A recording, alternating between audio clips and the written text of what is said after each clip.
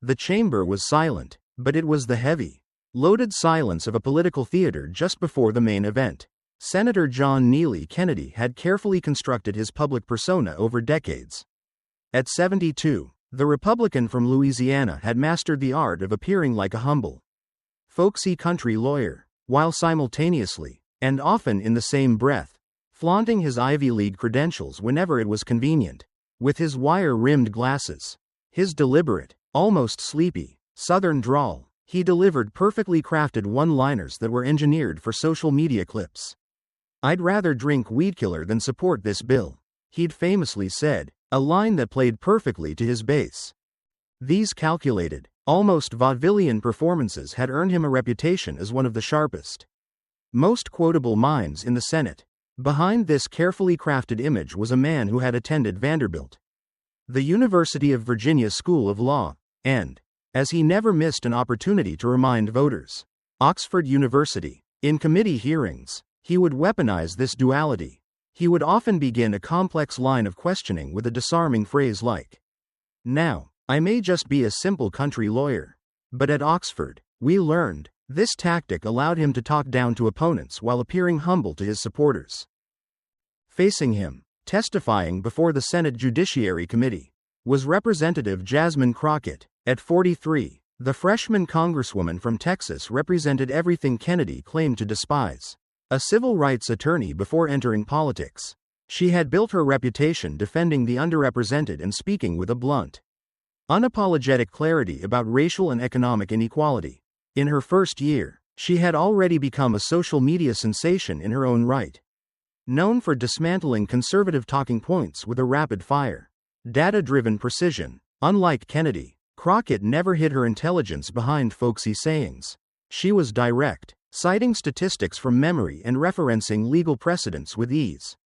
The tension between the two had been building for months.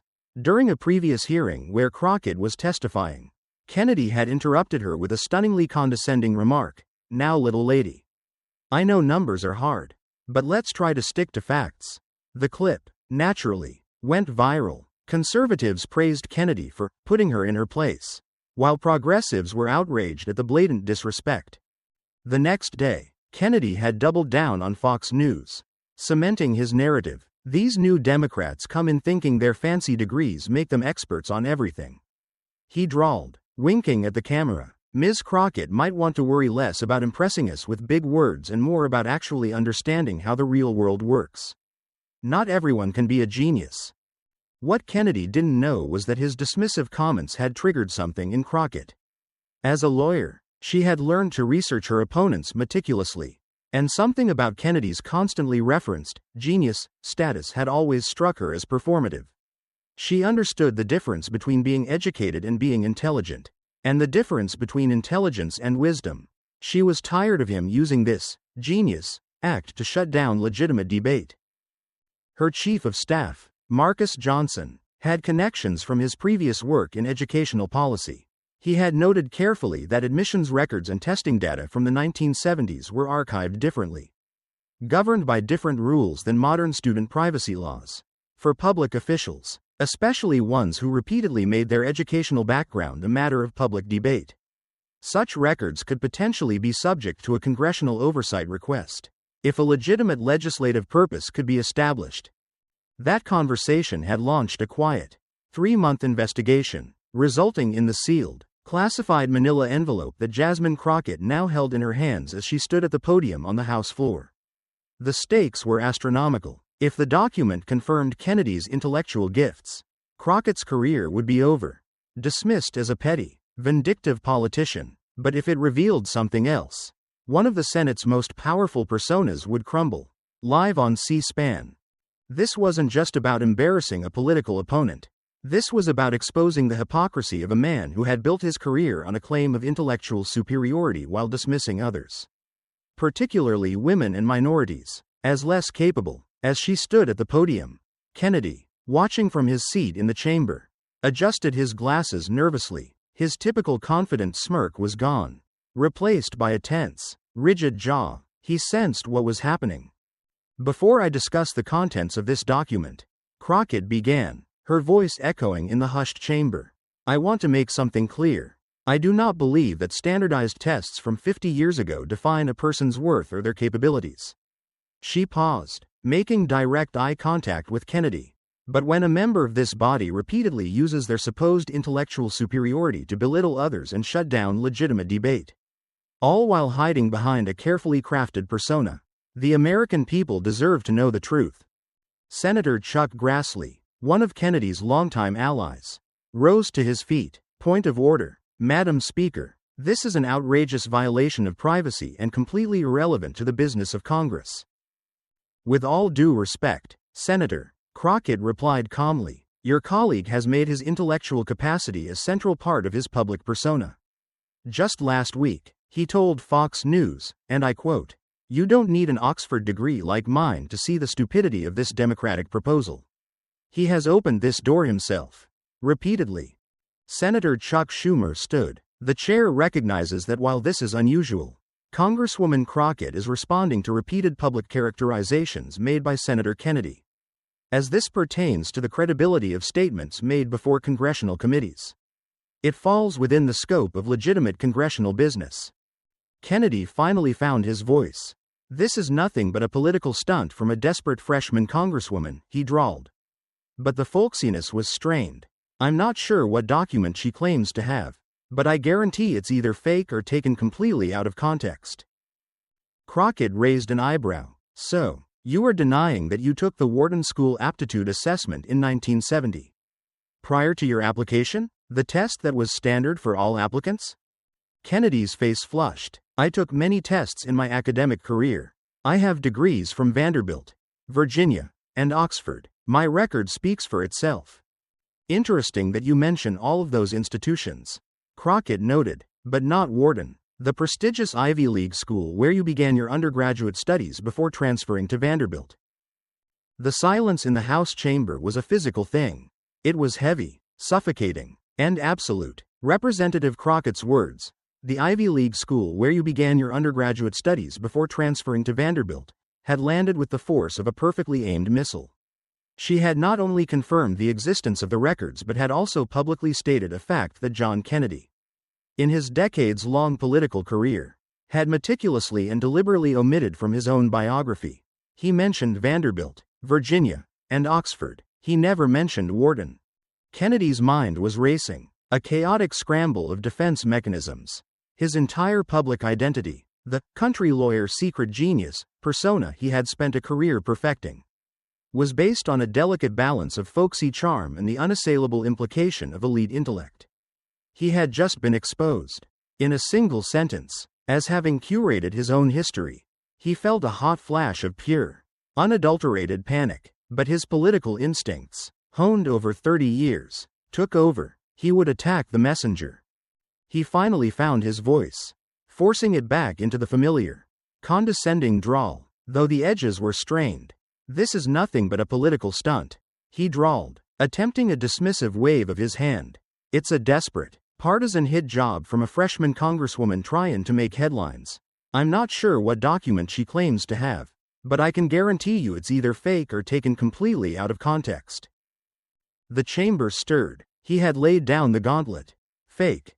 It was then that Senator Chuck Grassley, the 91-year-old Republican stalwart from Iowa and a defender of the Senate's old guard traditions, rose slowly to his feet. Point of order, Madam Speaker. Point of order. His voice, frail but indignant, crackled through the microphone. This is an outrageous violation of privacy. We are not here to litigate a member's 50-year-old academic records. This is completely irrelevant to the business of the American people. Senator Ted Cruz, sitting near Kennedy, jumped in to support him. I join my colleague's objection. This is character assassination. Plain and simple. The gentlewoman from Texas is setting a dangerous precedent. Will we now be subpoenaing the high school report cards of every member of this body? This is beneath the dignity of this institution. The chamber erupted in a cacophony of shouts, a mix of Republican outrage and Democratic anticipation. Kennedy sat back, a look of relief on his face. This was familiar territory, a procedural fight. His allies were closing ranks, defending the institution, and by extension, him. He was safe. But Crockett had been prepared for this. She waited patiently for the noise to die down, her gaze fixed on the presiding officer, Senate Majority Leader Chuck Schumer, who was now gaveling the room back to a semblance of order. "With all due respect to Senator Grassley and Senator Cruz," Crockett said, her voice cutting cleanly through the chaos, "I would like to address the chair on the question of relevance." Schumer nodded, his expression unreadable. "The gentlewoman will state her point."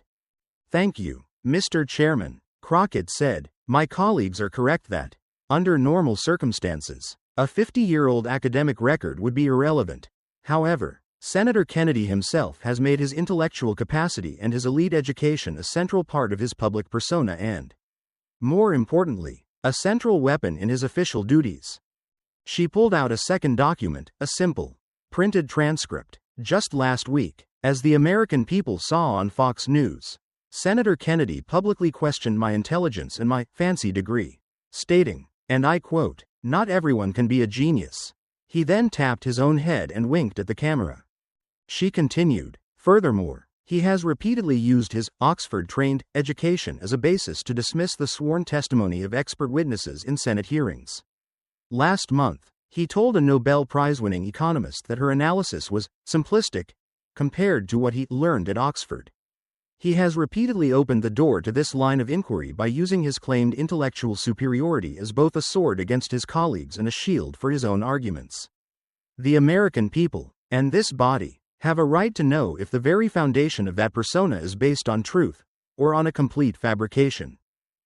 The chamber was silent again. She had perfectly articulated the legal and moral justification. Schumer, a master of procedure himself, saw the trap. He could not defend Kennedy on the merits. "The chair notes," Schumer said, his voice grave, "that while this is a highly unusual matter, Representative Crockett is responding directly to repeated public characterizations made by the senator himself, as this pertains directly to the credibility of statements made in and to congressional committees. I believe it falls within the scope of legitimate congressional business. The gentlewoman may proceed." A wave of shock rolled through the Republican side. Kennedy, seeing his procedural firewall evaporate, lost his composure. "You have no right," he suddenly shouted, his voice cracking, the folksy accent vanishing completely, replaced by the sharp, indignant bark of a cornered aristocrat. "Those records are private. This is an ambush." The outburst silenced the room. The mask had slipped. The sudden shift in his voice, from a slow, "aw shucks," drawl to a standard, panicked American accent, was more damning than anything Crockett had yet revealed. Senator Josh Hawley, sensing the disaster, tried to intervene. "Point of order. The gentlewoman from Texas has still not explained how she obtained these allegedly private records. If these were obtained illegally, that is the crime we should be discussing." Crockett nodded, as if she had been waiting for this very question.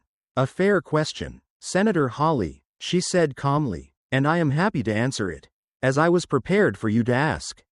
She reached into her folder and pulled out a third document. These records were obtained through entirely legal and proper channels.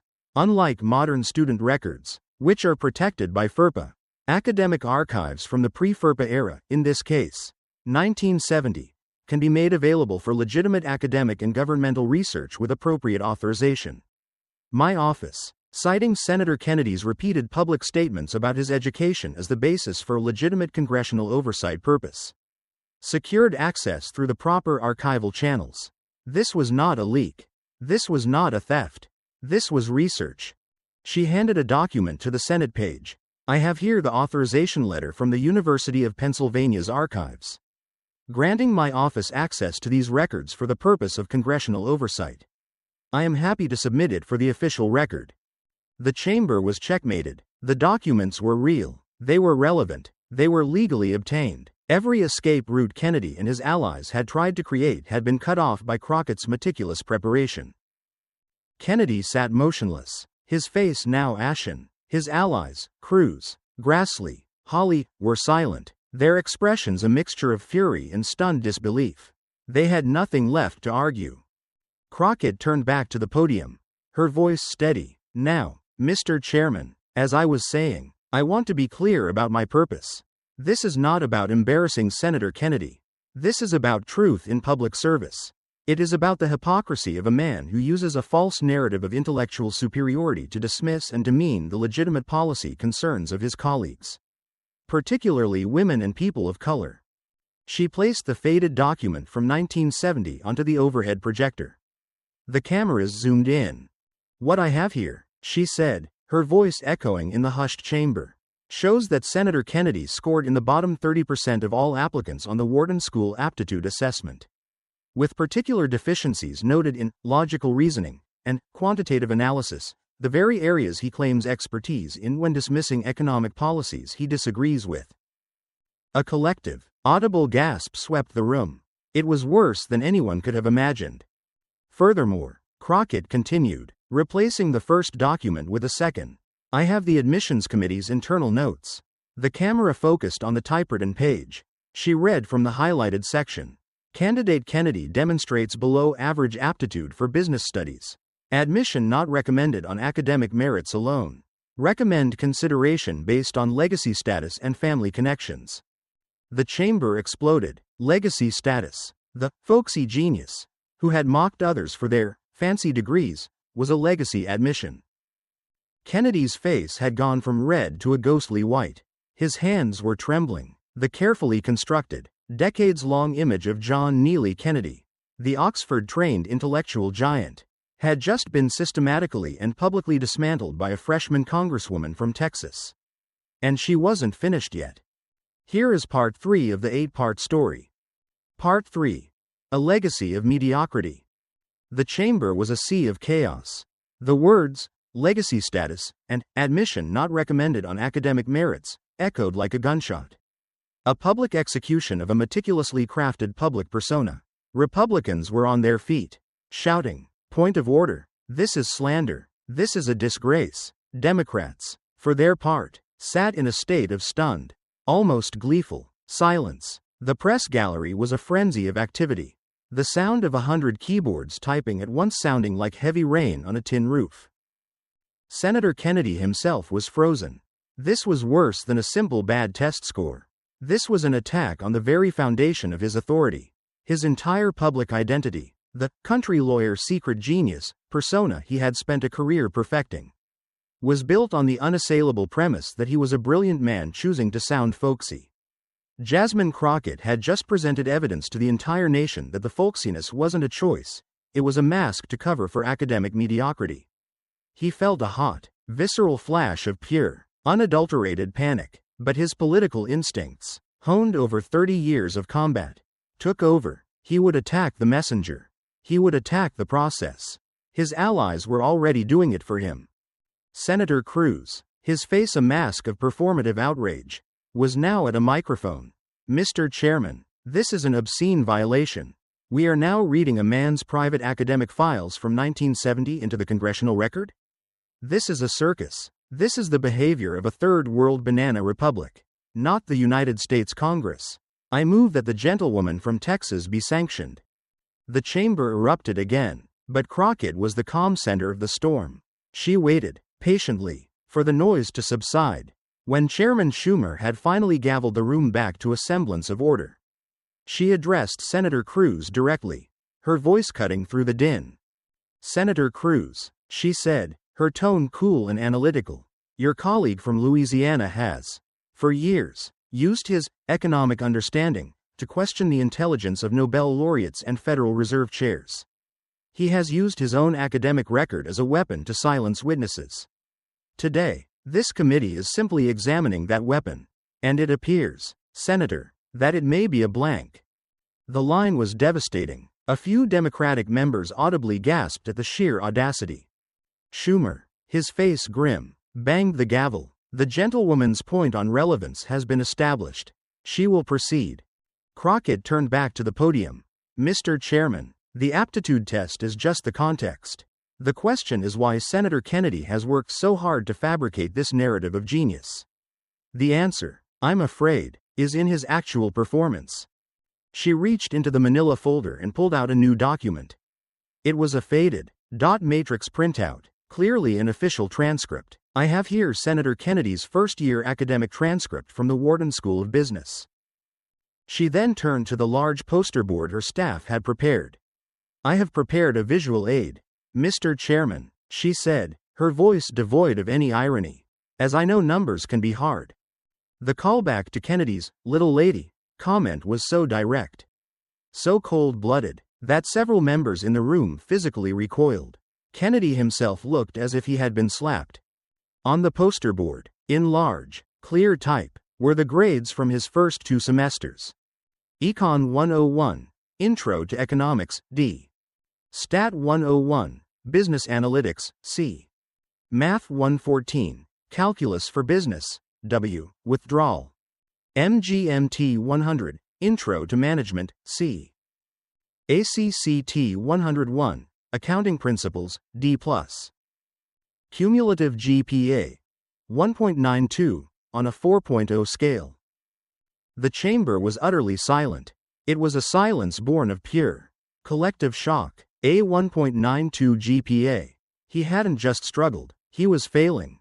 Crockett, her voice the calm, steady monotone of a professor, began to connect the dots. Senator Kennedy's entire public persona, she stated, is built on his self-proclaimed mastery of economics. The very subject he received a D in. He repeatedly questions the quantitative analysis of others, while his own record shows a C- in the introductory course. He mocks witnesses for their simplistic understanding of finance, while his own transcript shows a D+ in basic accounting. She was not just presenting facts, she was systematically dismantling the credibility he had used to bully and belittle his opponents for years. But it's this final document, Mr. Chairman, that tells the true story. She held up the last piece of paper from the file. This is a formal letter from the Dean of Academic Affairs at the Wharton School. Dated May 14, 1971. It is a formal notice that Mr. John N. Kennedy has been placed on academic probation due to his failure to meet the school's minimum 2.0 GPA requirement. This was the kill shot. The genius was on academic probation. And then, Crockett continued, "We have this letter from his academic advisor to the admissions office at Vanderbilt University, supporting his transfer application." She read directly from the advisor's recommendation.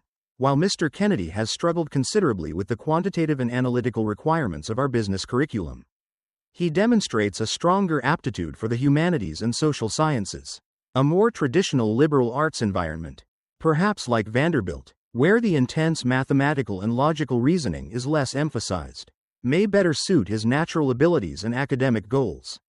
Crockett placed the letter down. The case was closed.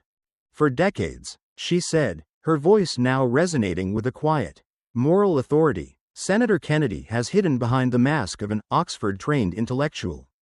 He used that mask to demean and dismiss. Today, the record shows the truth. He didn't choose to leave the Ivy League for a more well-rounded education. As his official biography states, he was advised to leave because he was failing. The folksy, aw shucks persona wasn't a costume to hide his genius. It was a costume to hide his academic failure. He is not a genius who chooses to sound simple.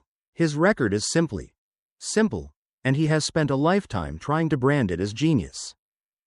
Kennedy sat, his face ashen, his hands trembling. The chamber was a tomb. The man who lived by the quote was now dying by the receipt. The chamber was a tomb, suffocating in a silence so profound it felt like a physical, heavy weight. The C-SPAN cameras, which had captured the explosive revelation of academic probation, now held a merciless, tight close-up on Senator John Kennedy. He sat slumped in his chair, his face a ghostly, ashen white. The man who, just minutes before, had been the confident, drawling showman, the Oxford-trained, intellectual giant, was now a diminished, isolated figure, a man publicly and completely exposed.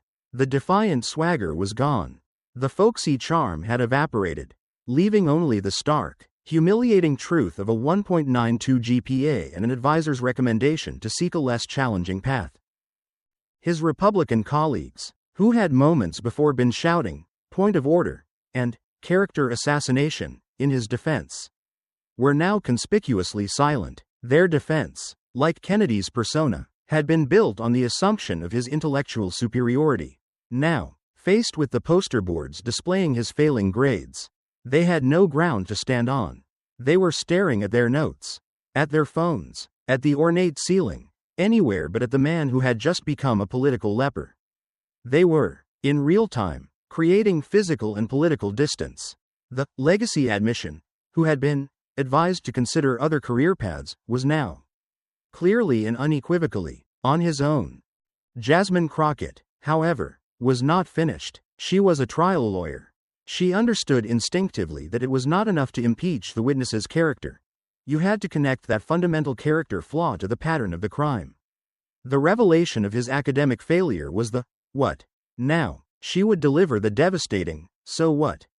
Mr. Chairman, Crockett stated, her voice cutting through the silence. As I have said, this is not about embarrassing the senator. This is about truth in public service. A crack in the Republican silence came from an unexpected source, but not from Kennedy's side of the aisle. Senator Amy Klobuchar, herself a former prosecutor, was recognized to speak. She did not offer a point of order, she offered an affirmation. Her voice clear and firm. She stated that she wished to thank the gentlewoman from Texas for bringing this matter to light. She spoke of serving alongside Senator Kennedy on the Judiciary Committee for years, and of having personally and frequently witnessed his demeaning and condescending references to his Oxford education, often used to dismiss and belittle the expert witnesses who came before them. To learn now, she stated, that this entire persona of intellectual superiority may have been fabricated was deeply, profoundly troubling. The intervention was a masterstroke, though not one Crockett had planned. Klobuchar's validation elevated the attack. It was no longer just a freshman taking a shot, it was now an institutional concern, echoed by a respected senior senator. Crockett nodded to Klobuchar, a silent acknowledgement of the support, and then turned back to her presentation. She gestured to her staff, who brought out a fourth and final poster board. This one was different. It didn't have numbers or grades. It was covered in faces, a mosaic of the many people who had been on the receiving end of Kennedy's intellectual bullying. Mr. Chairman, Crockett said, her voice now infused with a cold, controlled anger. This is not just about a fictional persona. It is about how that fictional persona has been weaponized for years to dismiss and demean countless witnesses and colleagues. She began the roll call. She pointed to the first photo, that of Dr. Emily Chen, a leading OB-GYN with 30 years of clinical experience. She reminded the chamber of the hearing where Dr. Chen presented medical data on reproductive health, only to have Senator Kennedy dismiss her 3 decades of expertise as quaint but simplistic, when compared to what he had supposedly learned at Oxford. Her finger moved to the next face, that of a respected economist, Dr. Michael S. Barr. She recounted Kennedy's assertion that the doctor, a former Treasury official, might be smart, but perhaps not Oxford smart, when discussing complex financial regulations. She then pointed to the photo of a colleague, a fellow senator, Elizabeth Warren. She reminded the chamber that Kennedy had dismissed the former Harvard law professor's economic analysis during a banking committee hearing, claiming she was missing a fundamental point that any first-year economics student at Oxford would immediately grasp. The chamber was silent. The pattern was horrifying. A man who had received a D in introductory economics was using a fabricated Oxford pedigree to dismiss a Harvard law professor and a Nobel laureate economist on the very subject of economics. Crockett stood back from the board, letting the visual evidence sink in. She pointed out the obvious, devastating pattern. The faces on the board were overwhelmingly those of women and people of color. She charged that this was not a simple debate tactic, but a clear pattern of intellectual bigotry, a systemic abuse of power built entirely on a foundation of lies. This was the blow that finally broke him. Kennedy surged to his feet. The mask was not just slipped, it was gone. All the folksy charm had evaporated, and all that was left was raw, unfiltered, aristocratic rage. His face was a mask of purple, his hands clenched into white-knuckled fists. He began to shout, his voice cracking with fury, that this character assassination was beneath the dignity of Congress. But the most jarring part of the explosion was the sound of his voice. The slow, Louisiana drawl, The folksy, "aw shucks" accent had completely vanished. It was replaced by the sharp, standard, almost preppy American accent of his Ivy League upbringing. The sudden shift was, in itself, a final, audible proof of the persona's collapse. He yelled that the documents were a politically motivated hit job. He shrieked that they were fake, or cherry-picked from 50 years ago. He insisted that old test scores and first-year grades do not define a career. He desperately re-listed his actual credentials: Vanderbilt, Virginia, Oxford, shouting that those were the facts, not some stolen documents from 1970. He stood there, panting, his chest heaving, his entire body trembling with rage. He had made his final, desperate defense. Crockett waited patiently, her expression unreadable, letting his tantrum echo and then fade in the vast chamber. When he finally, breathing heavily, slumped back into his chair, she responded. Her voice was as calm and steady as it had been at the very beginning. She told him, simply, that she agreed completely. The entire chamber, including Kennedy, looked at her, stunned by this apparent concession. She confirmed her agreement. Test scores and grades from 50 years ago shouldn't define anyone's career or capabilities. That, she stated, was precisely her point. She stood and walked to the center of the dais. Holding her final summary document, she explained that he was the one who had made his education the centerpiece of his political identity. She was the one who had made this relevant. She then read the numbers from her research, the final receipts of his behavior.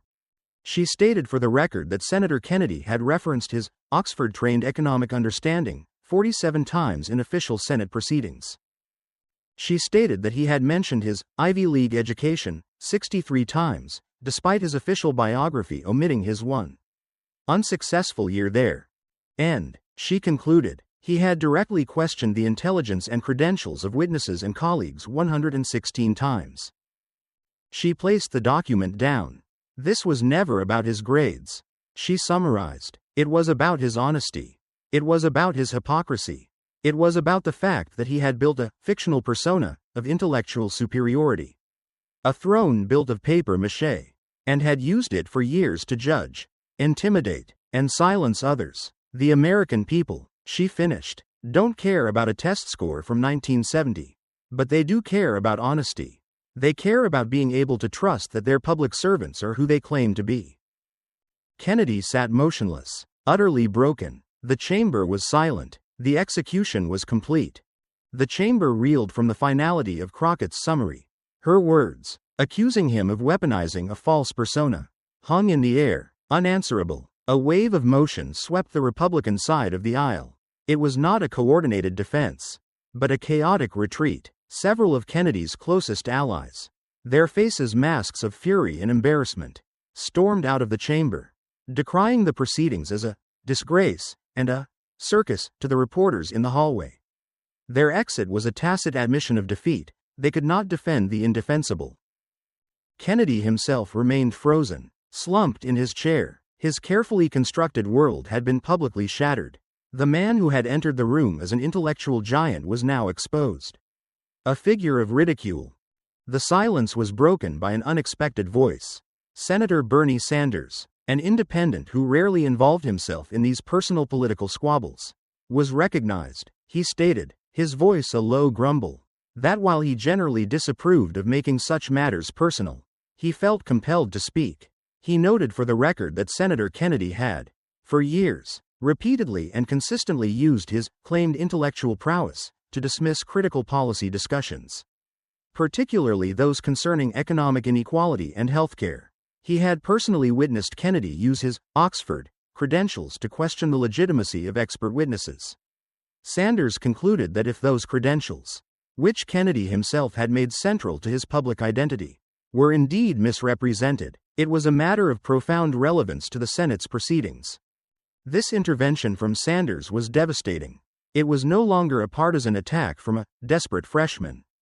It was a cross-ideological confirmation of Kennedy's entire pattern of behavior. Kennedy, perhaps spurred by this final indignity, rose one last time. His voice was strained, the folksy drawl completely gone. He attempted to regain his composure. stating that this character assassination was beneath the dignity of Congress. He insisted that whatever documents had been obtained, they were from 50 years ago and had no bearing on his service. He restated, forcefully, that he did graduate from Vanderbilt University, did earn a law degree from the University of Virginia, and did study at Oxford. He declared those to be the facts, not some cherry-picked test scores from 1970. Crockett, who had remained standing, listened patiently. When he was finished, she simply nodded. She acknowledged that his degrees were, indeed, facts. Just as it was a fact, she stated, that he scored in the bottom third of Wharton applicants, that he was placed on academic probation, and that he was advised to pursue a different career path. She then delivered her final, closing statement. She reiterated that this was never about a test score from 50 years ago. It was about honesty. It was about a public servant creating a fictional persona of intellectual superiority to intimidate others and shut down legitimate, necessary debate. She looked at the cameras, her voice clear and strong. The American people, she concluded, don't care about old grades, but they do care about honesty, and they are tired of being governed by people who build their authority on a foundation of lies. She gathered her materials. The dismantling was complete. The chamber, now half empty, sat in stunned silence, processing the public execution they had just witnessed. News alerts were already flooding phones across the nation. The headlines were brutal. Sen. Kennedy's genius image shattered. Crockett exposes Kennedy's hidden academic struggles. And Kennedy's D in econ. Social media exploded. The hashtags #GeniusThinkAgain and #Wharton Probation were trending worldwide. Clips of Kennedy's most condescending moments, telling witnesses, numbers are hard, were being shared side by side with Crockett's poster board of his 1.92 GPA. The public mockery was swift and merciless. The chamber adjourned, not with the usual bustle of members moving on to their next meeting, but with the uncomfortable, voyeuristic silence of a crowd dispersing from the scene of a terrible accident. Senator Kennedy remained frozen in his chair, a man utterly exposed, the poster boards detailing his academic failures still standing behind him like tombstones. One by one, his Republican colleagues, their faces grim, filed out of the chamber, pointedly avoiding his gaze. The message was clear. He was on his own. His staff, their own faces pale with the shock of their principal's public execution, rushed to his side. They formed a tight, protective phalanx, shielding him from the C-SPAN cameras that were still rolling, capturing every agonizing second of his humiliation. They gathered his papers, whispering urgently to him. He finally, stiffly, rose to his feet, but he did not walk the usual path to the main exit, where a gauntlet of cameras and shouting reporters was already forming. He was guided, a diminished and broken figure, through a private side door, a retreat from the battlefield he had so confidently strode onto just hours before.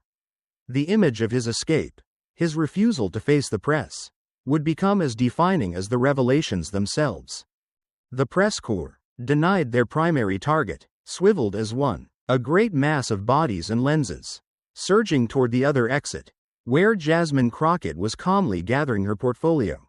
They met her in the hallway, a chaotic wall of flashing lights and shouted questions. But the woman who faced them was not the triumphant, gloating victor they might have expected. She was the same person she had been inside the chamber, calm, measured, and relentlessly on message. She did not take a victory lap. She did not mock the senator. She simply, and with devastating precision, reiterated her core point. She stated that this was never about embarrassing a colleague. It was, she insisted, about the critical importance of truth in public service. She explained that when a public official, especially one in a position of such great power, repeatedly uses a fabricated persona of intellectual superiority to demean witnesses and silence legitimate policy debate, it becomes a matter of profound congressional concern. She reiterated that the American people, regardless of party, deserve honesty from their leaders. This performance of magnanimous, principled victory was, in its own way, as powerful as the takedown itself. She was not just a fighter, she was presenting herself as a reformer, a stateswoman concerned only with the integrity of the institution. As she walked away, The political and media ecosystem her revelations had ignited was already spinning into a full-blown firestorm. By evening, every major news network led with the story. It was not a partisan attack, it was a public unraveling. Compilation videos were already spreading like wildfire across social media. Greatest hits of Kennedy's most condescending and folksy, Oxford, put-downs. Immediately followed by the high-definition image of his D in Intro to Economics.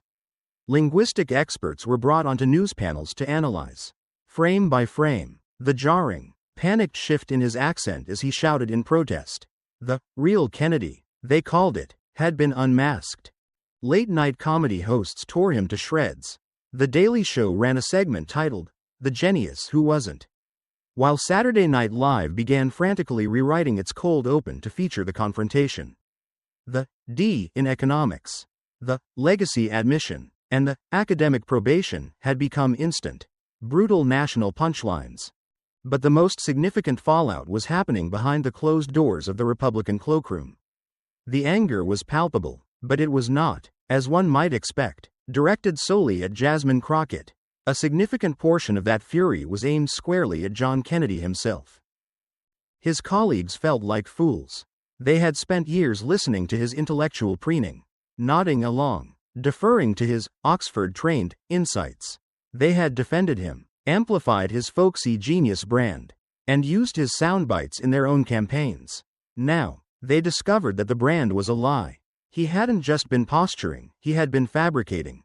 He had, in their view, made the entire Republican conference look as foolish and as fraudulent as he did. How are we supposed to attack Ivy League elites ever again? One furious GOP senator was reportedly overheard shouting into his phone. Our standard bearer for that argument was a failing Ivy League legacy admission. Kennedy, who had retreated to his home, was now politically radioactive. His office issued a brief, defiant statement, calling the disclosure politically motivated invasion of privacy, and reiterating that first-year grades from half a century ago do not define a career of public service. But the statement was weak, defensive, and it completely missed the point. As Crockett had correctly identified, this was never about the grades themselves. It was about the lie. It was about the hypocrisy. Kennedy, the man who had built his career on being the smartest, folksiest guy in the room, was now in seclusion, his reputation shattered, his colleagues furious, and his entire political identity a subject of national mockery. The correction of the record that Crockett had promised was complete. For nearly a full week, Senator John Kennedy remained in seclusion, his unprecedented disappearing act from the media spotlight, for a man known to seek out any available camera, was a story in itself. He was, as one Politico article put it, in a bunker, his office issuing only the brief, defensive statement that first-year grades from half a century ago were irrelevant. But the public and his colleagues knew it was not the grades, it was the lie. When he finally emerged for a scheduled Judiciary Committee hearing the following Tuesday, the transformation was jarring. The man who walked into the hearing room was not the John Kennedy the nation knew. Gone was the exaggerated, folksy drawl. Gone was the self-satisfied smirk. Gone was the performative, homespun charm. He was dressed in his usual suit, but he seemed smaller, his shoulders hunched. He spoke in a clipped, moderate Southern accent, his real accent, the one reporters had only heard glimpses of when he was truly angry or panicked. He did not engage in his usual, country lawyer, banter with the chairman. He did not, for the entire 2-hour hearing, reference Oxford, Vanderbilt, or his own intellect a single time. He asked his questions, which were focused, technical, and notably subdued. He treated the expert witnesses, one of whom was a female law professor, with a new, almost cold, professional courtesy. The showman was gone, replaced by a man just trying to get through his day. His colleagues, especially his Republican allies, treated him with a polite but noticeable distance. The backslapping and whispered jokes that once defined his interactions were gone. They were cordial, but the aura of the secret genius had evaporated. He was no longer the conference's intellectual mascot. He was just a senator from Louisiana who had been publicly and profoundly embarrassed. The most telling exchange came not from a Democrat, but from Senator Lindsey Graham, A man who, like Kennedy, understood the power of a good political performance. Graham, in his own questioning of a witness, made a complex point about legal precedent, then turned to Kennedy and said, "I'm sure my brilliant, Oxford-trained colleague from Louisiana would agree." It was a test, a small, political jab to see if the old Kennedy was still there. The entire room tensed. The old Kennedy would have taken the bait, offered a folksy quip about drinking weed killer, or how even a blind hog finds an acorn. The new Kennedy simply stared at Graham, his face impassive, and said nothing. He just turned back to his notes. The silence was a stunning admission of defeat. The persona was dead. In stark contrast, Jasmine Crockett's national profile had exploded. Progressive groups, who had once been wary of her more pragmatic, trial lawyer approach, now hailed her as a hero, a truth-teller, who had slayed the dragon of establishment hypocrisy. Invitations to speak poured in from across the country. Her fundraising, particularly from small-dollar donors, skyrocketed. But the most significant impact was happening quietly, inside the walls of the Capitol itself. A new term had entered the political lexicon, getting crocketed. It was a warning to members, particularly older, white, male senators, to think twice before using a little lady, or I know numbers are hard, style of condescension. In a hearing for the Banking Committee a week later, a senator began to dismiss a female economist's testimony, starting with the line, "Ma'am, with all due respect, I'm not sure you understand the basics of." He was immediately cut off by Senator Elizabeth Warren. Senator Warren interjected, her voice cold, "I would advise you to be very careful about questioning the expertise of this witness. We have all seen, quite recently, how poorly that can end for the questioner." The senator, his face flushing, immediately retreated. I was just asking for clarification." The Crockett effect was real. She had not just won a confrontation, she had altered the rules of engagement for countless women and people of color who had to testify before Congress. The casual, baked-in dismissal, the weaponization of false intellectual superiority, had been publicly exposed as a hollow tactic. Crockett herself, however, remained focused. She used her newfound platform not to spike the football on Kennedy, but to advance the policy discussions he had so often tried to shut down. In her first major interview after the revelation, with CBS's Norah O'Donnell, she was asked if she had any regrets about the personal nature of her attack. Crockett was firm. She stated that her only regret was that such a drastic step was necessary. She explained that this was never about embarrassing Senator Kennedy personally. It was about challenging a toxic system that allows certain voices, often white, male, and credentialed, to dismiss and demean other voices based on nothing but their own fabricated authority. She stated that for too long, legitimate expertise from women and minorities had been silenced by this exact tactic. And she had a responsibility to call it out. The interview cemented her status not as a political brawler, but as a principled reformer, concerned with the very process of democracy itself. The Crockett effect, as it came to be known, reverberated through the halls of Congress long after the initial explosion. The political implications extended far beyond the personal embarrassment of a single senator. John Kennedy, for his part, remained in the Senate, but his political brand was permanently altered. His approval ratings in Louisiana, after an initial sharp dip, eventually stabilized. His most loyal base, as one local political analyst noted, didn't care about his grades, they just liked that he fought the liberals. But in Washington, his power was fundamentally diminished. He was no longer the intellectual giant of the Republican conference. He was the man who had been caught. The change was most visible in his committee work. The exaggerated, folksy drawl was noticeably toned down. The condescending, Oxford-trained, put-downs vanished completely. His questioning of witnesses became more technical, more subdued, and strikingly less personal. The genius persona, having been so thoroughly debunked, was quietly retired. He had been given a choice: adapt, or be a permanent punchline. He chose to adapt.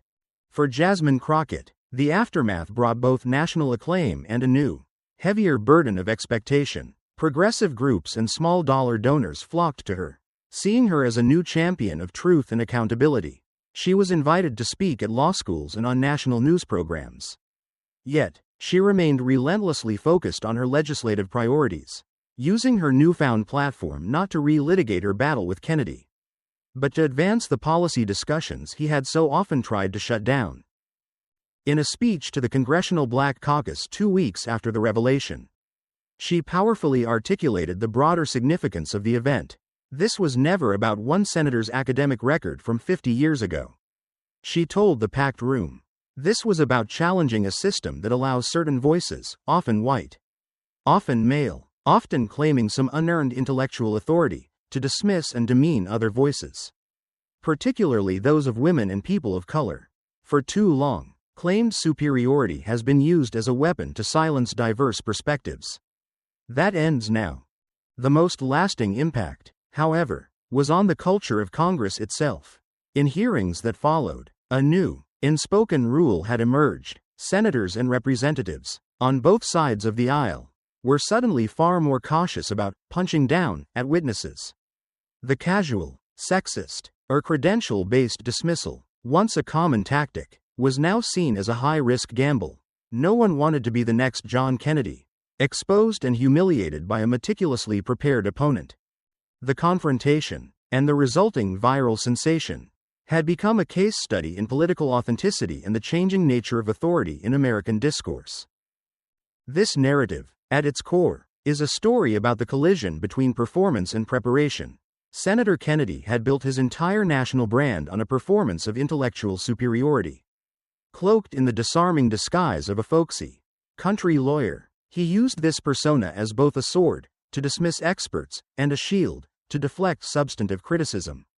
His power was not based on the strength of his arguments, but on the strength of this carefully constructed character. Jasmine Crockett's victory was a masterpiece of asymmetric warfare.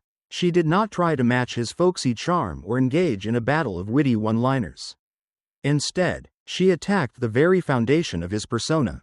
She came with receipts: the Wharton aptitude test, the 1.92 GPA, the academic probation letter, and the advisor's recommendation were not just embarrassing facts, they were the irrefutable evidence that his entire genius brand was a fabrication. Her strategy was a clinical, legal cross-examination translated for a political audience. Isolate the lie. She identified Kennedy's central, repeated claim, his Oxford-trained economic brilliance. Present contradictory evidence. She introduced the Wharton documents, which directly contradicted this claim. Establish a pattern of abuse. She then presented Exhibit D, the roll call of the 116 times he had used this false superiority to demean others, particularly women and minorities. This was not a personal attack. As Kennedy claimed, it was a devastatingly effective character impeachment. She proved that his public persona was a lie, and then she proved that he had used that lie as a weapon to silence and belittle others. The lesson of this confrontation is a profound one for modern politics. It demonstrates that in an age of information, a political brand built on a fabrication, no matter how carefully crafted or long maintained, is a house of cards. It can be blown over by a single, well-researched, and courageously presented folder of truth. Crockett didn't just win a news cycle, she proved that substance is still the most powerful weapon against spin. And that accountability, in the end, can come for anyone.